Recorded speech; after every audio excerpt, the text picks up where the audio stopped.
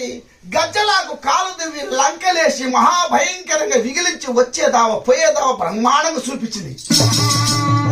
మరి ఎవరుండారబ్బా అని చెప్పని ఎక్కడుండారు?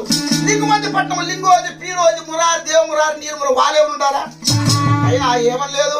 ఎవరున్నారబ్బా? గోల్కొండ నిజాందారా ఉండారా? లేదు. ఎవరున్నా ఢిల్లీ పాచా ఉండారా? లేదు.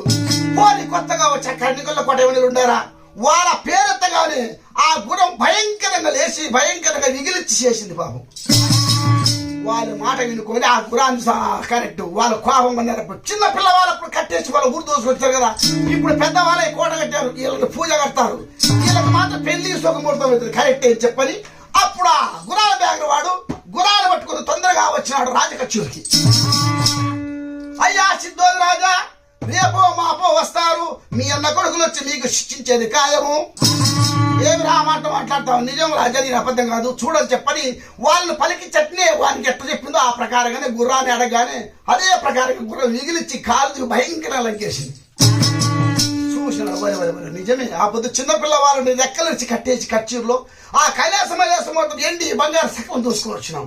ఈ రోజు వాళ్ళు పెద్దవాళ్ళే కోట కట్టినారు. అయినా వాళ్ళకి చాలా రోషం ఉంటుంది. కొట్టినా కొడతారు చంపుతారు ఎట్లబ్బా అని చెప్పని వాళ్ళు బాధపడుతుంటే వాళ్ళ కింద ఉండే శంబేనాడు వాడు ఇద్దు ముట్టి గుమ్మలా మంచి 12 మూరల పిస్తా పారాగుడ్డ వారి షల్లాడిని కొలతాసుకొస్తే పిస్తా గుడ్డకు 3 ఏళ్ళ బెత్తలు తక్కువ వస్తాను. అందలా ఉన్నాడు లావు మంచి అనమాట. చూశాడు. ఏమయ్యా అట్లా మాట్లాడతావు? నువ్వు బాధపడి యాసక్తి పడేందుకు?